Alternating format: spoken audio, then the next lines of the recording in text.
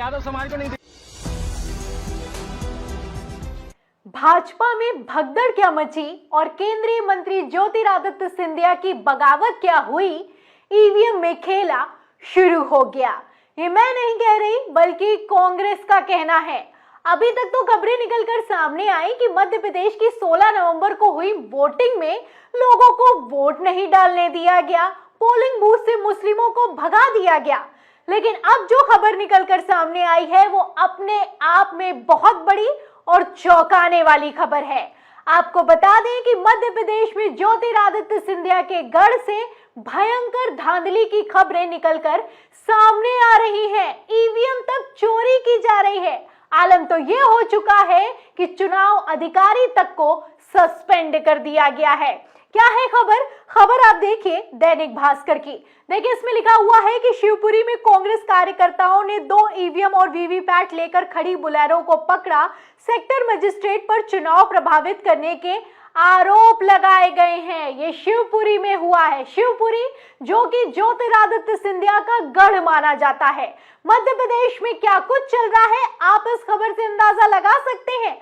अभी वोटिंग संपन्न हुई है, खत्म हुई है, ईवीएम पकड़ी जा रही है। कहीं पर ईवीएम पकड़ी जा रही है, कहीं पर वीवीपैट पकड़े जा रहे हैं और तो और कब्रिस्तान तक में 6 ईवीएम पकड़ी गई है। जी हाँ, बिल्कुल सही सुना आपने। एक दिन पहले खबर निकलकर सामने आई कि कब्रिस्तान में 6 ईवीएम पाई गई हैं। अब ये कहां से पहुंची, अभी तक इसको लेकर जांच चल रही है। और अब आप देखिए कि खबर निकलकर सामने आई है कि ईवीएम के साथ ही वीवीपैट को पकड़ा गया है। बुलेरो में पाया गया है, एक नहीं 2 ईवीएम को पकड़ा गया है। तो जब कब्रिस्तान में 6 ईवीएम को पकड़ा गया तो कैसे बवाल कर दिया था कांग्रेस ने, आप पहले वीडियो देखिए। फिर इसके बाद मैं आपको बताती हूं कि आखिर क्यों मध्य प्रदेश में और ज्योतिरादित्य सिंधिया के गढ़ शिवपुरी में बीजेपी को डर सता रहा है। अंदर नहीं जाएंगी, कोई नहीं देख पाएगा। मशीन अंदर नहीं जाएंगी, ये लोकतंत्र की हत्या है। मशीन अंदर नहीं जाएंगी। क्या बोल रहा हूँ? ला रहे मशीनों को नंबर दिखा। इधर इधर तो आप वीडियो में देख सकते हैं, एक नहीं 2 नहीं 6 ईवीएम पकड़ी गई हैं। शख्स वहां पर जो खड़ा हुआ वो चिल्ला कर कह रहा है कि ये ईवीएम अंदर नहीं जाएंगी। ये लोकतंत्र की हत्या हो रही है। अब लोकतंत्र कितना ही बचा होगा। उत्तर प्रदेश में विधानसभा का चुनाव होता है तो कूड़े के ढेर में ईवीएम पाई जाती हैं। ट्रकों में भरकर ईवीएम न जाने कहां ले जा रही होती है वोटिंग के बाद, समझ में नहीं आता है। अब आप देख सकते हैं कि मध्य प्रदेश के शिवपुरी में क्या हो रहा है। कहीं पर कब्रिस्तान में ईवीएम पाई जा रही है और कहीं पर बुलेरो में ईवीएम पकड़ी जा रही है। खबर भी आप देखिए, खबर भी मौजूद है, ईटीवी की खबर देखिएगा। इसमें लिखा हुआ है कि शिवपुरी में कब्रिस्तान में मिली ईवीएम के बाद हड़कंप, कांग्रेस का हंगामा, प्रशासन ने किया खंडन। क्या है पूरा मामला। तो जब ईवीएम पाई गई तो पहले तो प्रशासन ने साफ साफ कह दिया कि ये ईवीएम वो ईवीएम नहीं है जिनका इस्तेमाल वोटिंग के लिए किया गया है। लेकिन अब मैं आपको बता दूं कि चुनाव अधिकारी को कार्रवाई करते हुए सस्पेंड कर दिया गया है। तो यहाँ पर सवाल खड़ा होता है कि पहले तो आप खंडन कर रहे थे और अब आखिर क्यों चुनाव अधिकारी को सस्पेंड किया गया है। क्या है खबर आप देखिएगा नई दुनिया की। देखिए इसमें लिखा है कि शिवपुरी न्यूज, शिवपुरी में स्ट्रॉन्ग रूम के स्थान पर कब्रिस्तान तक पहुंची ईवीएम, चुनाव अधिकारी निलंबित। तो चुनाव अधिकारी को निलंबित कर दिया गया। ये हाल हो चुका है शिवपुरी का, उस शिवपुरी का जहां पर ज्योतिरादित्य सिंधिया की तूती बोला करती थी जब वो कांग्रेस में थे। लेकिन जब से भारतीय जनता पार्टी में गए हैं, शिवपुरी में बीजेपी की या यूं कहें ज्योतिरादित्य सिंधिया की हालत काफी ज्यादा खराब दिखाई दे रही है।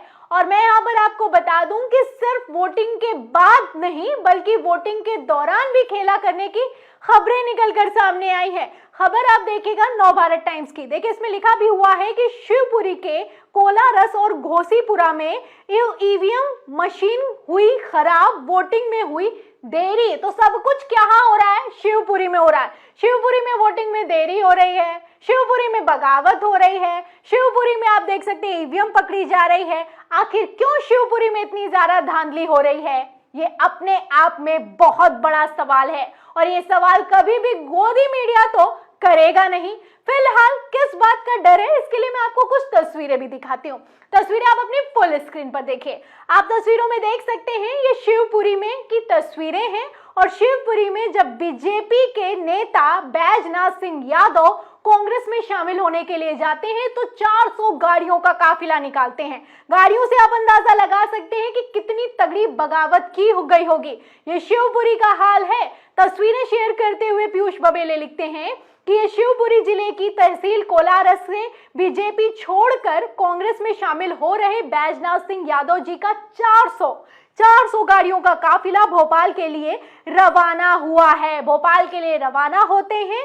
शिवपुरी के बीजेपी जिला उपाध्यक्ष राकेश गुप्ता भी भारतीय जनता पार्टी को छोड़ देते हैं। आप तस्वीरें देख सकते हैं कि किस तरीके से कमलनाथ की मौजूदगी में वो कांग्रेस में शामिल होते हैं। अब ऐसे हालातों में भारतीय जनता पार्टी को क्या इतना डर लग रहा है कि खेला किया जा रहा है? वैसे मैं आपको बता दूं कि वैसे भी शिवपुरी ज्योतिरादित्य सिंधिया का गढ़ माना जाता है और शिवपुरी से ही जो नेता हैं वो लगातार इसी फिराक में थे कि वो आखिर कब भारतीय जनता पार्टी का साथ छोड़कर कांग्रेस में शामिल हो जाएं। खबरें भी हैं।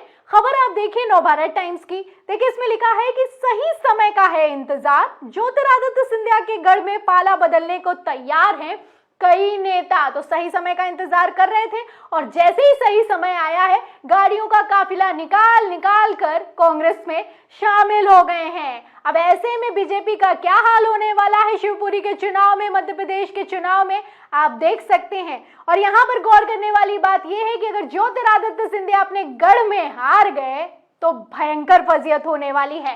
वैसे मैं आपको बता दूं कि जब ज्योतिरादित्य सिंधिया कांग्रेस में थे तो शिवपुरी में उनकी काफी धाक थी, लेकिन अब जब कांग्रेस को छोड़ चुके हैं तो उनके खिलाफ विरोध है।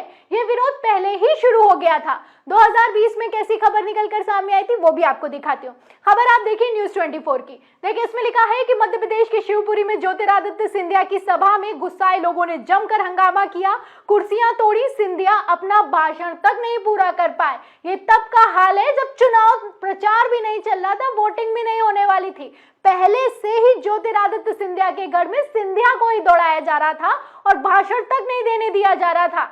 अब ऐसे हालातों में क्या भारतीय जनता पार्टी को डर सता रहा है?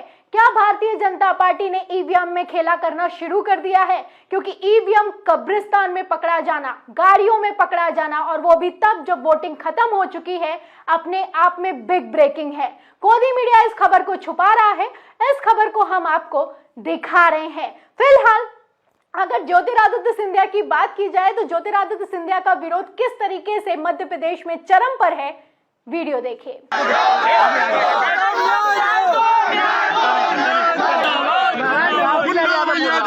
मैं निवेदन कर रहा हूँ महाराज, आप यादव समाज को नहीं दे पाए लेकिन मुन्ना समाज को नहीं दे पाए महाराज। तो ये मध्य प्रदेश है। केंद्रीय मंत्री होने से इतर यहाँ पर महाराज का दर्जा मिलता है ज्योतिरादित्य सिंधिया का।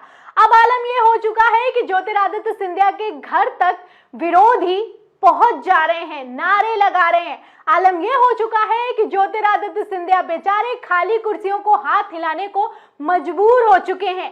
ऐसे हालातों में क्या मध्य प्रदेश के चुनाव में ज्योतिरादित्य सिंधिया की हालत बुरी होने वाली है? क्या ज्योतिरादित्य सिंधिया ना घर के रहे ना घाट की स्थिति में फंस चुके हैं? इन सवालों के जवाब में और जिस तरीके से ईवीएम इधर से उधर हो रही है उस पर आप क्या सोचते हैं कि क्या मध्य प्रदेश का चुनाव सेट हो चुका है? हाँ, जो भी आप सोचते हैं इस सवाल के जवाब में पूरी खबर पर हमें कमेंट बॉक्स में जरूर लिखें। वीडियो को ज्यादा से ज्यादा शेयर करें, सब्सक्राइब बटन दबाएं, बेल आइकन दबाएं ताकि हर खबर की नोटिफिकेशन आप तक पहुंचती रहे। मैं प्रियंका, आप देख रहे थे 4 PM पर। मिलते हैं अगली खबर के साथ, तब तक के लिए धन्यवाद।